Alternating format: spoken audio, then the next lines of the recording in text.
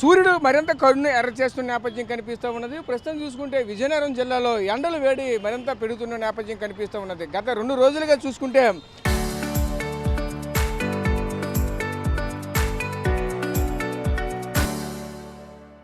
40 నుంచి 45 డిగ్రీల మేర కూడా ఉష్ణోగ్రతలు నమోదవుతున్న పరిస్థితి కనిపిస్తున్నాయి. ప్రస్తుతం నేనైతే విజయనగరం పట్టణ పరిధిలో ఉన్నటువంటి గండస్తంభం వద్ద అయితే ప్రస్తుతానికైతే నేనైతే ఉన్నాను. ఇక్కడ చూస్తూ ఉంటే ఎండలు మరింత తీవ్రతరంగా కనిపిస్తున్న నేపథ్యం కనిపిస్తుంది. ఎప్పుడు కూడా రద్దీగా ఉన్నటువంటి ఈ ప్రాంతం ప్రస్తుతానికి ఒక జన సమూహాలు అంతగా లేకుండా జస్ట్ ఎవరి పనిలో వాళ్ళు నిమగ్నమవుతూ వెళ్ళిపోతున్న నేపథ్యం కూడా కనిపిస్తున్నది. గతంలో చూసుకుంటే ఈ ప్రాంతం అంతా కూడా ఒక ఇదంతా ఒక మార్కెట్, ఇది పెద్ద మార్కెట్ ఏరియా. ఈ మార్కెట్ ఏరియా అంతా కూడా జనాలతో కిటకిటలాడుతున్న నేపథ్యం కనిపిస్తూ ఉన్నది. ఎండల యొక్క తాపం కారణంగా ఇప్పటికే జనాల తాకిడి కూడా తగ్గిందనే చెప్పాలి. ముఖ్యంగా మనం చూసుకుంటే ఈరోజు ప్రస్తుతానికి చూసుకుంటే 12:30 1 గంట మధ్య ప్రస్తుతానికి అయితే టైం అవుతుంది. ఈ టైంలో ఇప్పటికే 45 డిగ్రీల మేర కూడా ఎక్కడైతే ప్రస్తుతానికి ఉష్ణోగ్రతలు అయితే నమోదవుతున్న పరిస్థితులు కూడా కనిపిస్తూ ఉన్నాయి. ఒకవైపు ఉదయం నుంచి కూడా తాపం కూడా పెరుగుతున్న నేపథ్యం కూడా కనిపిస్తూ ఉన్నది. ఒక విధంగా చూడాలంటే ఉక్కపోత విపరీతంగా ఉంటుంది. అసలు గాలి వేయకపోవడంతో మరింత ఇక్కడ ఉన్నటువంటి ప్రజలంతా కూడా మరింత ఇబ్బందులు కూడా ఎదుర్కొనే పరిస్థితులు కూడా కనిపిస్తూ ఉన్నది. ఇప్పటికే చూసుకుంటే దీనికి సంబంధించినటువంటి ఏవైతే పానీయాలు ఉంటాయో, దీనికి సంబంధించి కూలింగ్కు సంబంధించినటువంటి నీళ్లు, అలాగే మజ్జిగ, అలాగే దీనికి సంబంధించిన ఏవైతే ఒక వేసవి తాపాన్ని తగ్గించినటువంటి పానీయాలు ఏముంటాయో ప్రతి ఒక్కరు కూడా పానీయాలకి షాపుల వద్దకు చేరిపోతున్న పరిస్థితి కనిపిస్తూ ఉన్నాయి.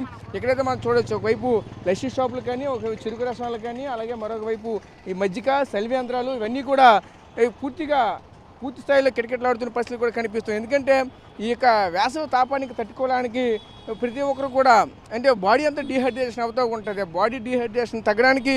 నా పేరు పట్నం శ్రీనివాస్ అండి. నేను ఈ సోషల్ వర్క్ కార్యక్రమం నేను అక్కడ పల్లెబండి వేస్తూ జీవనోపాధి సాగిస్తుంటాను. ఇది చేస్తూ 2014లో నేను సోషల్ వర్క్ స్టార్ట్ చేశాను.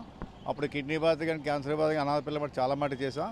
అది చేస్తూ కూడా యాసీకాలం ఏదో ఒక చేయాలన్న ఆలోచనతో 2024లో స్టార్ట్ చేసామండి. ఇది 24, 25, 26 ఏకదాడిగా 3 సంవత్సరాలు కూడా చలివేంద్రం, కూలింగ్ నీరు, మిల్లర్ వాటర్ ఇవన్నీ కూడా ఏ ఒక్క రూపాయి కూడా అడగను. కారణం ఏంటంటే నేను సంపాదించిన 10 రూపాయల్లో ఒక రూపాయి తీసి పక్కన పెట్టి రూపాయి పోగేసి యాసీకాలం ఈ చలివేంద్ర కార్యక్రమాన్ని ఏర్పాటు చేస్తాను.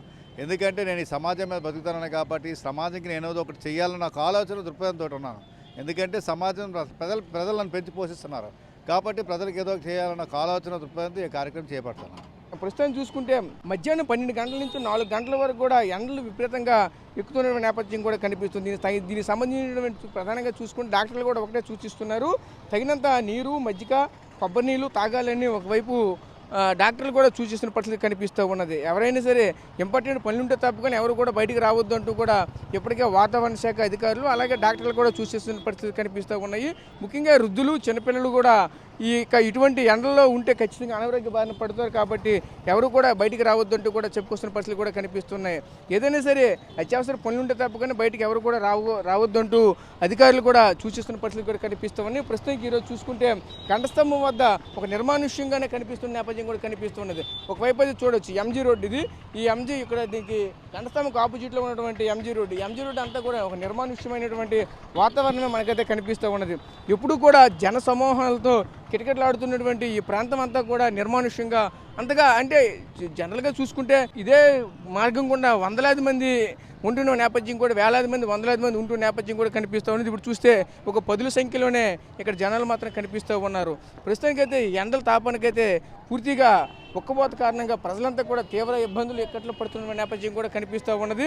ప్రస్తుతానికి చూసుకుంటే ఇప్పటికీ 42 నుంచి 45 డిగ్రీల మేర కూడా ఉష్ణోగ్రతలు అయితే ఉంటున్న పరిస్థితి కనిపిస్తుంది. దీనికి అంతటికీ వాతావరణంలో ఉపరితల ఆవర్తనాల కారణంగా ఈ విధంగా జరుగుతుందో చెప్పుకొస్తున్నారు.